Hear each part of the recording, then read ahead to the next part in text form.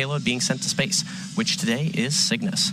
Made of a carbon composite material and having a 17-foot diameter, the space within the payload fairing is able to comfortably contain your average-sized fire truck. Now, that fairing made up of two halves will separate and jettison away from the vehicle, exposing the payload once Falcon 9 reaches space. Now, Cygnus rolled out to the pad on Friday morning after wrapping up the process known as encapsulation earlier this week.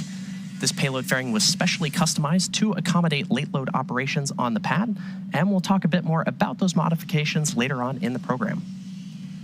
Continuing on down the vehicle, we have the second stage.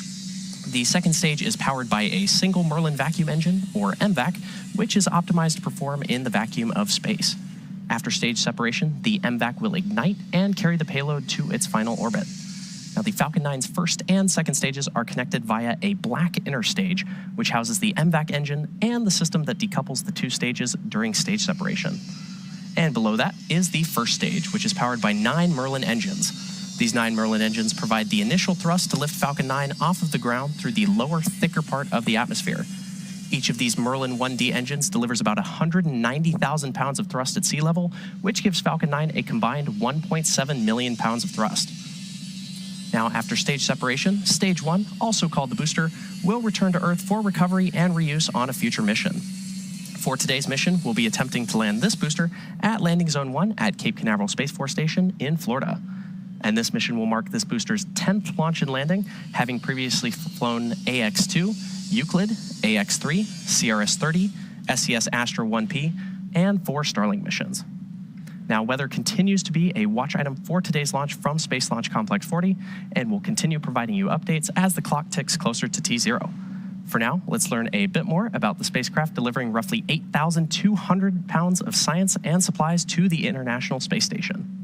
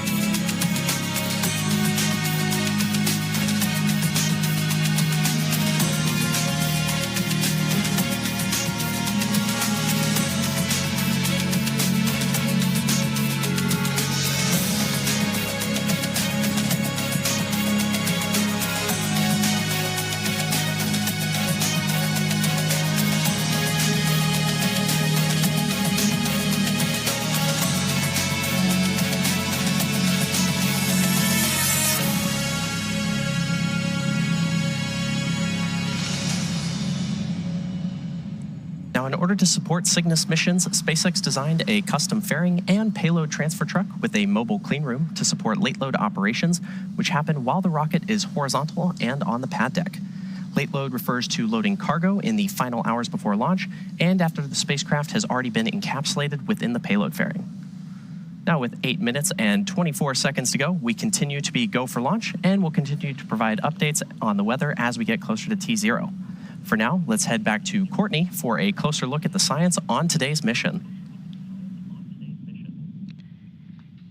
Yeah, Zachary, we are at the T-minus 8 minutes and counting to the launch of the Falcon 9 rocket and the Northrop Grumman Cygnus cargo craft, which is delivering roughly 4 tons of supplies and science experiments to the International Space Station.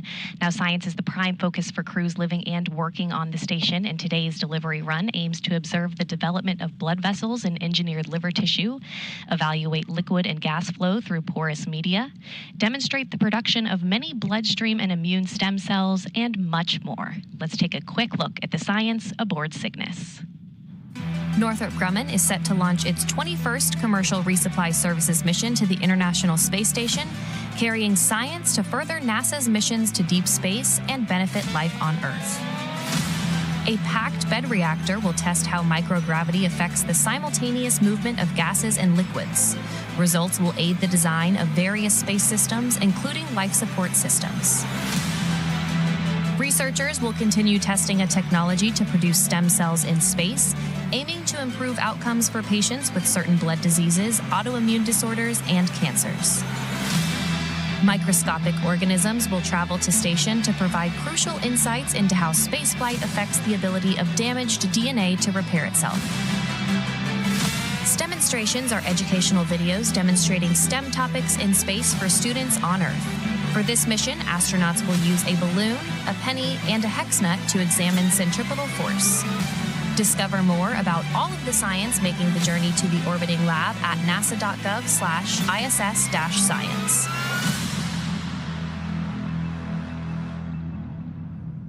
It's T-minus 6 minutes and 20 seconds, and the SpaceX team is currently working no significant issues. Now, at T-minus 38 minutes, the team concluded their go, no-go poll and gave the okay to proceed into propellant load and launch. Stage 1 RP1 load is complete. And good call out there for Stage 1 RP1 loading completion. Now, at this point, that RP1 loading is complete on the Falcon 9 second stage and nearly complete on the first stage. The pre-valves between the first stage engines and the propellant tanks are open, and at the T-minus 7 minute mark, engine chill began. Liquid oxygen loading is underway on both stages and will complete at the T-minus 2 minutes to launch. We're also currently loading helium gas into both stages. Now, to make sure engine startup goes well, SpaceX performed what is called engine chill, where a small amount of the super chilled liquid oxygen flowed into the Merlin engine's turbo pumps, and this was done to avoid a thermal shock to the propulsion system when the full flow of super chilled liquid oxygen is introduced into the Falcon 9 plumbing. Cygnus is also undergoing final vehicle health checks at this moment as it prepares to go on internal battery power, all monitored by Northrop Grumman flight controllers in Dulles, Virginia. Coming up shortly, the transporter erector, or TE, will retract away from the Falcon vehicle. The TE is the large truss structure you see there next to the rocket. Falcon 9 tanks are pressing for strong back retract. And good call out there. First, we'll see the clamps open around the second stage, and then the TE will pull away from the rocket by a few degrees. At T0, ground hydraulic systems will pull the TE from about 2 degrees to 45 degrees away from Falcon 9 as it lifts off to provide clearance for the vehicle. We should see those clamp arms opening around the second stage in just about 20 seconds from now.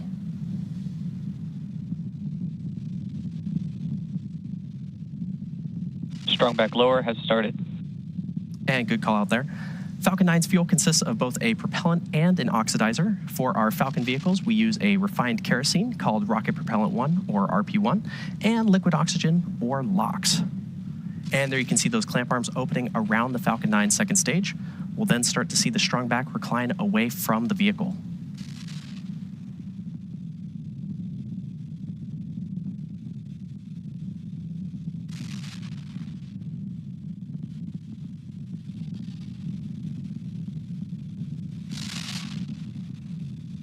And there you can see that strong back moving away from the Falcon rocket.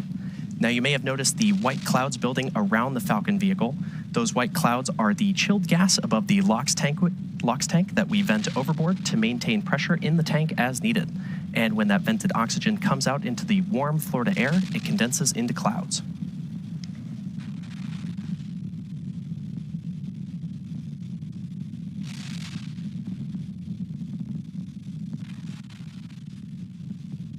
Now, as I mentioned earlier today, The booster supporting today's mission is flying for its 10th time, and a key indicator of this flight history is the soot that you might just be able to make out on the skin of the vehicle there. This soot comes from the carbon-based fuel of the rocket that gets deposited onto the body of the vehicle during re-entry through the Earth's atmosphere.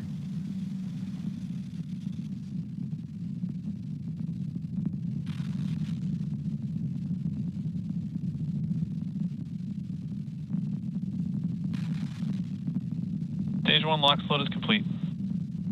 And good call out there that Stage 1 LOX loading is now complete on the Falcon 9 first stage.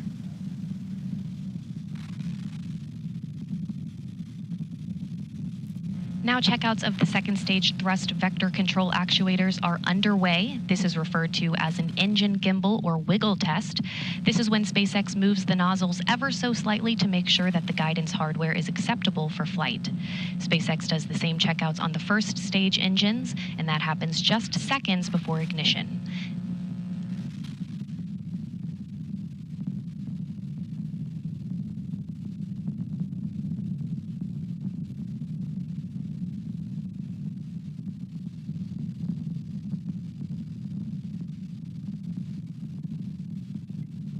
Now we should be hearing a call out. Stage 2 LOX load is complete. And there's that call out right there for Stage 2 LOX loading completion. Now Cygnus is also performing its final health checks to make sure that all of its primary systems are ready for its rendezvous with the International Space Station.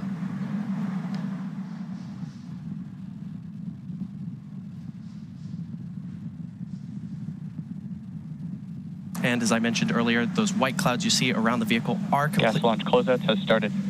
Good call out there. Those white clouds are completely normal and are just the chilled gas above the LOX tank that we vent overboard to maintain pressure in the tank as needed. Now coming up in about 15 seconds from now, we should hear the call out that Falcon 9 will be in startup, which will mean that the rocket's launch computers will have taken over the count.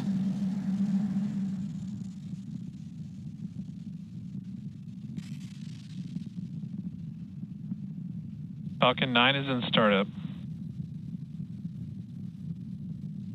And there's the call. Falcon 9 is now in startup. Cygnus is transitioning to internal power, and the Falcon 9 computers are in final pre-launch checks, instructing the LD, rocket through the go final for launch. seconds before liftoff. Both stages are now being pressurized for launch, and the range remains go for launch.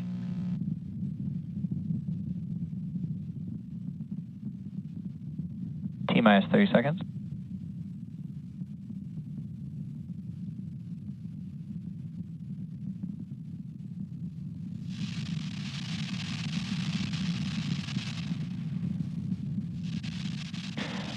Seconds. T-minus 10, 9, 8, 7, 6, 5, 4, 3, 2, 1. Ignition, engines full power, and liftoff of Falcon 9. Go SpaceX, go Cygnus, NG-21.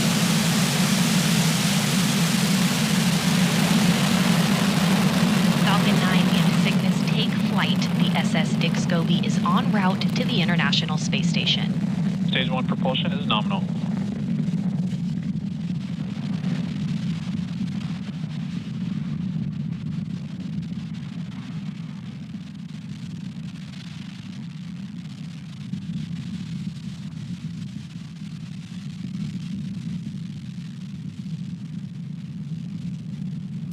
As you saw, successful liftoff from Space Launch Complex 40.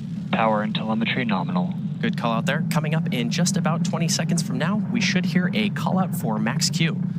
The vehicle passes through max Q, or the point of maximum aerodynamic pressure, when the increasing speed of Falcon and the decreasing air density combine to create Falcon 9 is supersonic. combine to create maximum aerodynamic pressure. And good call out there.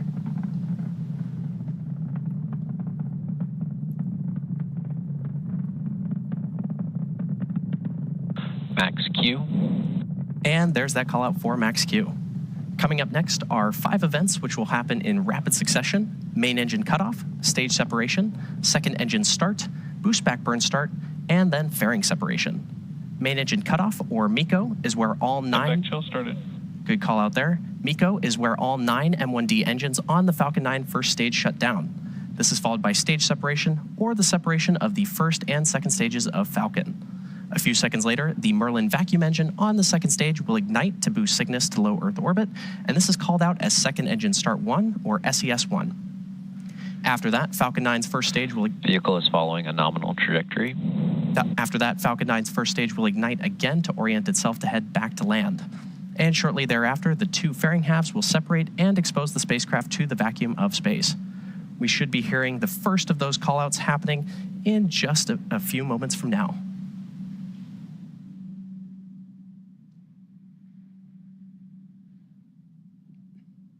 Main engine cutoff. Stage separation confirmed. MVAC ignition. Stage 1 boost back startup.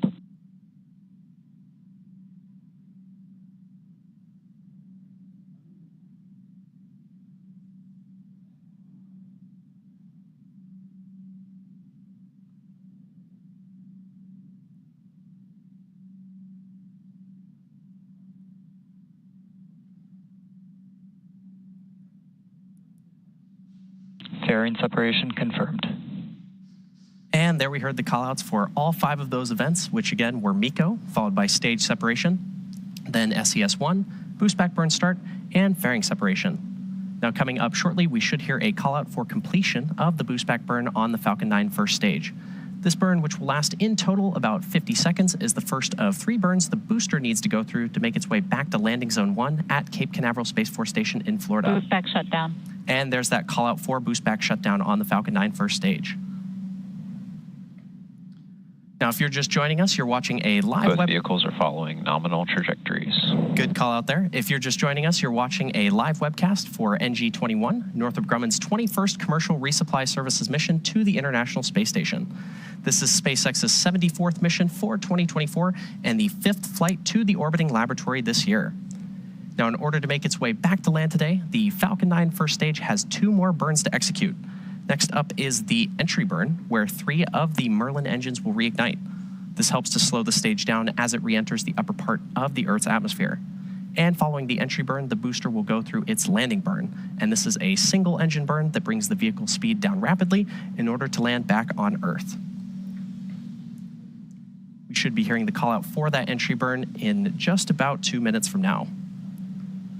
Now, during the entry burn, Falcon 9 is decelerating by firing its Merlin engines, but the rocket is still moving really fast, and this causes the vehicle to fly through Merlin's exhaust gases or plume, which deposit a layer of soot onto the vehicle surface. And that soot comes from the carbon-based fuel that Falcon 9 uses, and with each flight, the soot builds up a little more on the outside of the vehicle. Now, as a reminder, on the left-hand side of your screen is the Falcon 9 first stage as it makes its way back to Earth, and on the right side is the MVAC engine on the second stage currently carrying Cygnus to orbit. The Merlins on the first stage are optimized for sea level, and these achieve 190,000 pounds of thrust each during ascent and descent.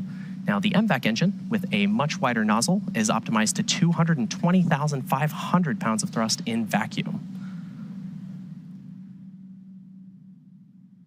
You may have also noticed on the left-hand side of your screen, Falcon 9 is equipped with 4 hypersonic grid fins, which are positioned near the top of the first stage.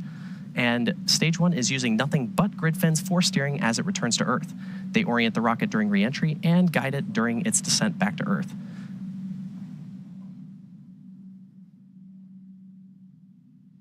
Beautiful views of the MVAC engine currently carrying the Cygnus spacecraft to orbit. Now, with the booster on the left-hand side of your screen, you may occasionally see little white puffs, and those are nitrogen gas bursts, which are used for attitude control.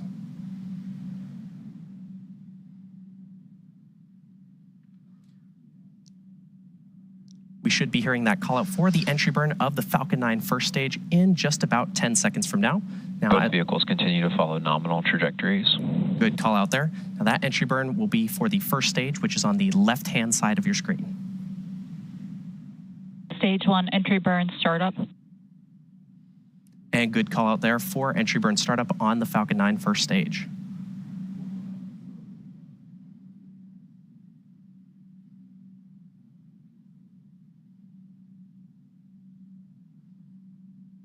Stage 1 entry burn shutdown.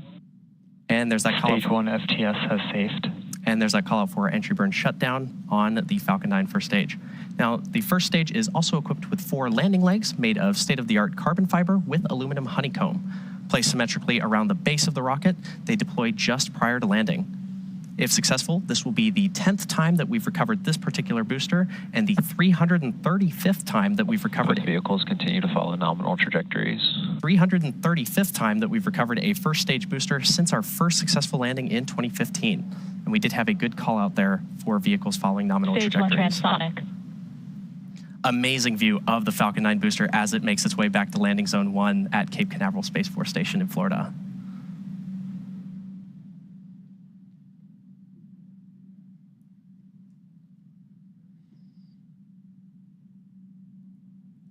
Stage 1 landing burn.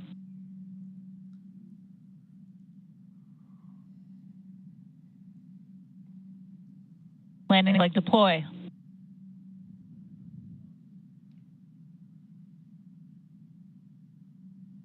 Stage 1 landing confirmed. A spectacular touchdown of our Falcon 9 booster at landing zone 1 at Cape Canaveral Space Force Station in Florida. Now again, this booster just completed its 10th flight and the 335th successful Stage 2 landing. has entered terminal guidance. 335th successful landing. Stage 2 FTS has safed. For an Orbital class rocket, including both Falcon 9 and Falcon Heavy missions, and good callouts there on the nets.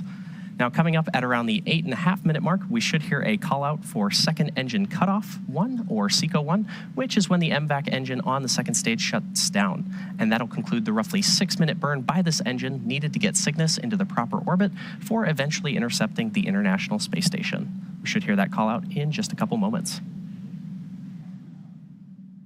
MVAC shutdown.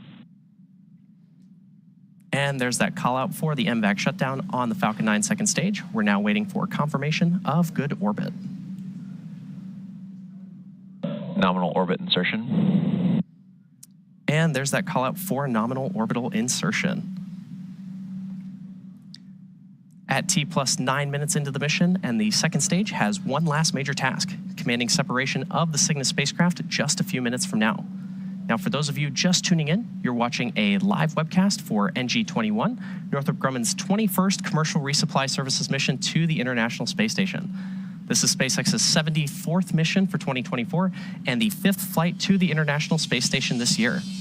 And for those of you following along, you'll know that Cygnus will be joining the Crew 8 SpaceX Dragon spacecraft, which docked with the space station earlier this year in March.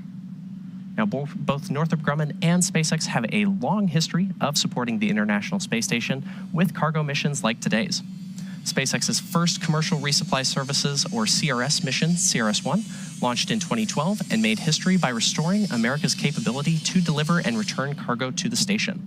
The Cygnus spacecraft has been visiting the ISS since 2013, and the first Cygnus CRS mission, Orb-1, launched in 2014. Cygnus has since then delivered more than 138,000 pounds of equipment, science experiments, and supplies to sustain the ISS astronauts under NASA's commercial resupply services contracts.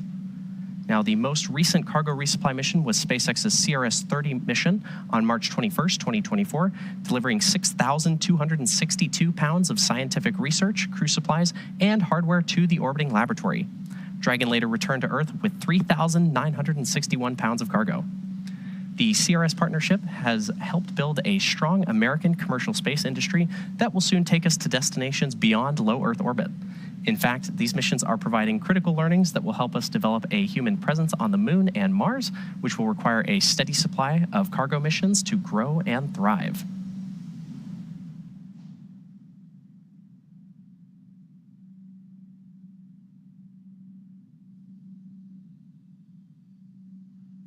Now, Cygnus refers to the constellation that is visible in the northern night sky. It's Northrop Grumman's tradition to name each Cygnus spacecraft in honor of an individual who has made substantial contributions to human spaceflight. Northrop Grumman named the NG-21 Cygnus spacecraft in remembrance and celebration of the life of Francis R. Dick Scobie, a United States Air Force pilot and NASA astronaut, best known as the commander of the 1986 Space Shuttle Challenger mission, STS-51L. Now, shortly after launch, the vehicle experienced a fatal disaster, and he lost his life along with 6 other crew members. Scobie was an astronaut, pilot, and engineer who commanded the 1986 Challenger mission. In 1966, he obtained his U.S. Air Force pilot wings, and shortly after, served a tour of duty in Vietnam. When he returned, he was selected to attend the U.S. Air Force Aerospace Research Pilot School at Edwards Air Force Base in California. And over the next several years, he served as a test pilot, logging more than 6,500 hours of flying time in 45 different types of aircraft. In 1978, Scobie was selected into NASA's astronaut candidate class, completing training in August of 1979. Now, in addition to his astronaut role, Scobie was an instructor pilot on the NASA Boeing 747 shuttle carrier airplane. In 1984, he was selected to fly as pilot of the STS-41C mission, during which Scobie logged 168 hours in space. And then in 1986, served as commander of the Challenger spacecraft. Scobie was posthumously awarded the Congressional Space Medal of Honor in 2004 by President George W. Bush for meritorious and dedicated service to the nation and his pioneering contributions to human spaceflight. Commander Scobie is memorialized all over the country, including at an exhibit at the National Medal of Honor Heritage Center and at Arlington National Cemetery, where the 7 Challenger crew members are honored for their incredible courage.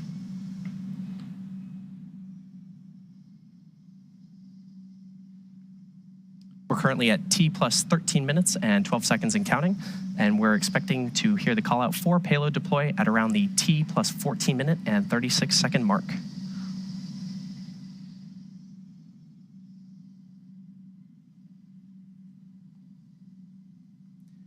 As a reminder, this is SpaceX's 5th mission headed to the International Space Station so far this year, following Crew 8, CRS-30, NG-20, and AX-3.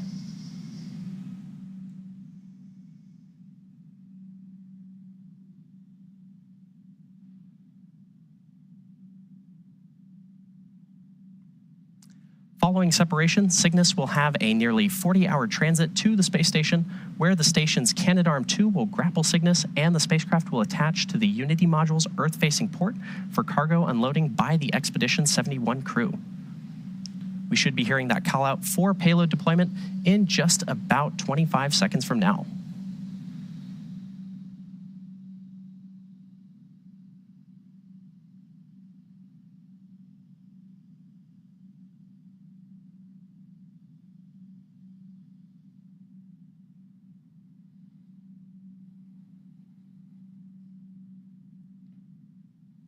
Should be hearing that call out any moment for payload deployment of the Cygnus spacecraft.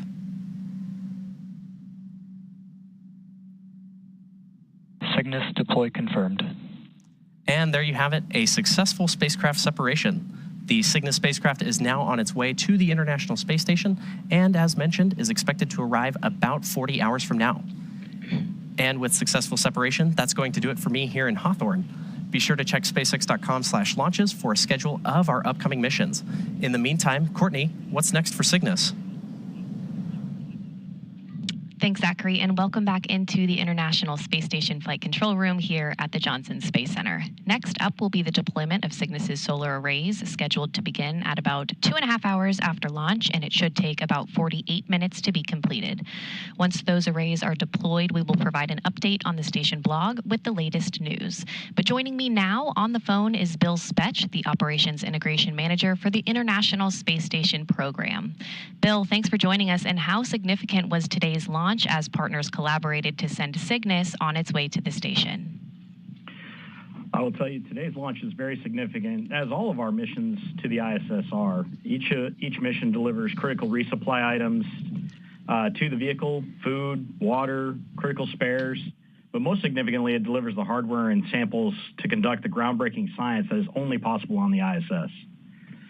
It is amazing as I reflect back on the previous 20 Cygnus vehicle launches to see just how much capability has been added to the vehicle to support the ISS mission. I had the privilege to be at the first commercial resupply services launch for Cygnus to ISS, and it is awesome seeing where we are today with this launch. I'm really excited that the weather cooperated with us to get this mission underway. Bill, we're glad the weather cooperated too. If you would please outline for us the upcoming activities for the crew on board the station as they prepare for Cygnus's arrival early Tuesday. So we get most of the items in place and checked out before we launch as part of our launch commit criteria. The crew has already done some practice runs on board for grappling Cygnus when it arrives.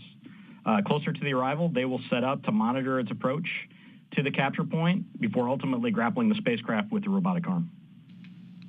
And Bill, anytime a visiting vehicle arrives at the station, there's a choreography to unload the spacecraft. How complex is that process, and what factors contribute to it? It does take a lot of planning and choreography to unload Cygnus. The team on the ground looks at a number of factors when addressing how the vehicle will be unloaded. First and foremost is we want to get going on all the time-critical science experiments that arrive on the vehicle. Those will be uploaded first to allow the crew to start conducting those experiments. The team must also take into account the available storage on board the ISS. This mission is delivering over 8,000 pounds of science, supplies, and hardware that takes up a lot of space. The team will stage what is retrieved from Cygnus in order to balance that with the available space inside the ISS. And finally, some of the hardware arriving will be installed on the ISS at planned times later during the mission. The teams account for all of these factors when planning how and when to unload the spacecraft. All right, Bill Spetch, the Operations Integration Manager for the International Space Station Program. Thanks for joining us today. Thank you. And with that, we will wrap up our launch coverage of Northrop Grumman's 21st Commercial Resupply Services mission. Cygnus is now on course to be captured at about 2:10 a.m. Central Time, 3:10 a.m. Eastern Time, Tuesday morning. Live coverage of rendezvous and capture will begin at 12:30 a.m. Central Time, 1:30 a.m. Eastern Time, followed by coverage of Cygnus's installation to the station at 3:30 a.m. Central Time and 4:30 a.m. Eastern. In the meantime, you can learn even more about the mission on the web at nasa.gov/commercial resupply. Thanks for joining us today, and we'll see you back here on Tuesday morning.